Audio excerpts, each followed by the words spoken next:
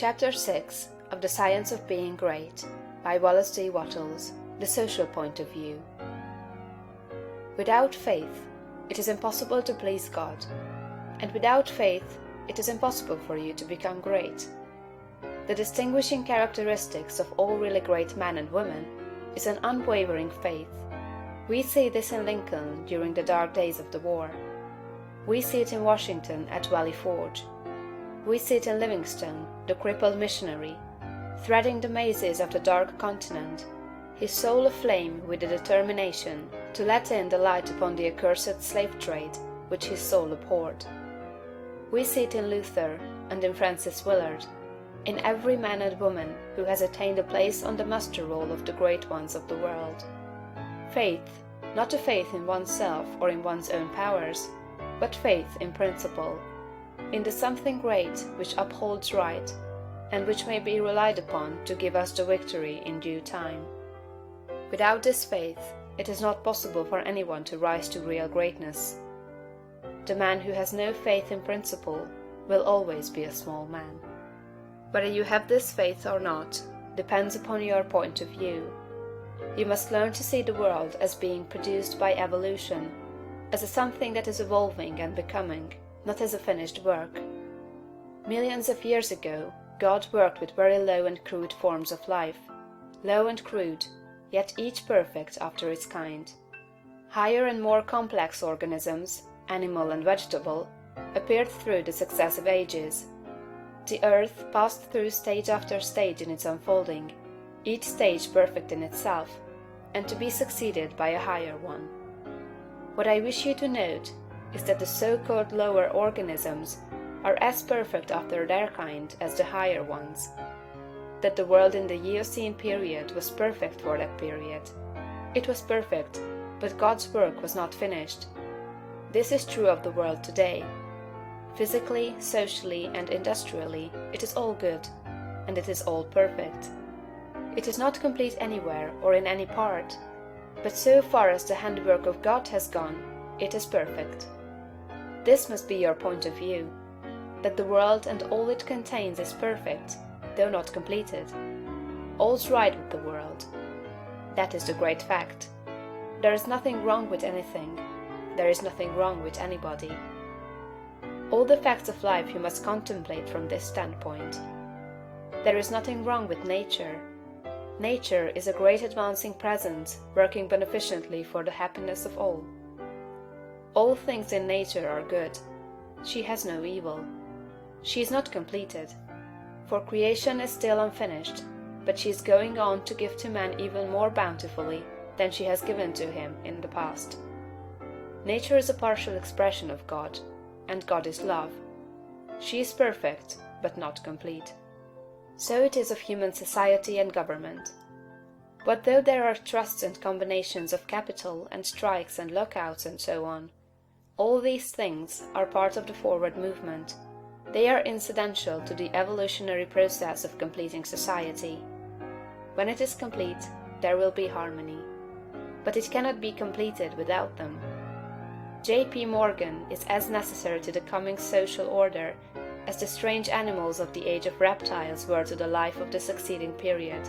And just as these animals were perfect after their kind, so Morgan is perfect after his kind. Behold, it is all very good. See government and industry as being perfect now, and as advancing rapidly toward being complete. Then you will understand that there is nothing to fear, no cause for anxiety, nothing to worry about. Never complain of any of these things. They are perfect. This is the very best possible word for the stage of development man has reached. This will sound like rank folly to many, perhaps to most people. What, they will say, are not child labor and the exploitation of men and women in filthy and unsanitary factories evil things? Aren't saloons evil? Do you mean to say that we shall accept all these and call them good? Child labor and similar things are no more evil than the way of living and the habits and practices of the cave dweller were evil. His ways were those of the savage stage of man's growth, and for that stage they were perfect. Our industrial practices are those of the savage stage of industrial development. and they are also perfect. Nothing better is possible until we cease to be mental savages in industry and business, and become men and women. This can only come about by the rise of the whole race to a higher viewpoint. And this can only come about by the rise of such individuals here and there as are ready for the higher viewpoint. The cure for all this inharmoniousness lies not with the masters or employers, but with the workers themselves. Whenever they reach a higher viewpoint, whenever they shall desire to do so, they can establish complete brotherhood and harmony in industry. They have the numbers and the power. They are getting now what they desire. Whenever they desire more in the way of a higher, purer, more harmonious life, they will receive more. True, they want more now, but they only want more of the things that make for animal enjoyment, and so industry remains in the savage, brutal, animal stage. When the workers begin to rise to the mental plane of living, and ask for more of the things that make for the life of the mind and soul, industry will at once be raised above the plane of savagery and brutality. But it is perfect now upon its plane. Behold, in fact it is all very good. So it is true of saloons and dens of vice. If the majority of the people desire these things, it is right and necessary that they should have them. When the majority desires a world without such discords, they will create such a world. So long as men and women are on the plane of bestial thought, so long the social order will be in part disorder. All this does not prevent you from working for better things.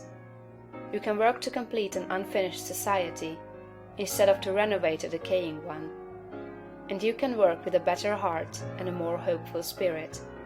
It will make an immense difference with your faith and spirit, whether you look upon civilization as a good thing that is becoming better, or as a bad and evil thing that is decaying.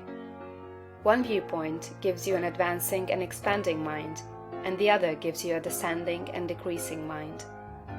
One viewpoint will make you grow greater, and the other will inevitably cause you to grow smaller. One will enable you to work for the eternal things, to do large works in a great way toward the completing of all that is incomplete and inharmonious, and the other will make you a mere patchwork reformer, working almost without hope to save a few lost souls from what you will grow to consider a lost and doomed world. So you see it makes a vast difference to you, this matter of the social viewpoint. All's right with the world. Nothing can possibly be wrong but my personal attitude, and I will make that right. I will see the facts of nature and all the events, circumstances, and conditions of society, politics, government, and industry from the highest viewpoint. It is all perfect, though incomplete. It is all the handiwork of God. Behold, it is all very good. Thank you for watching. Don't forget to subscribe, share, and like the video. Let me know in the comments if you liked it. See you on the next video.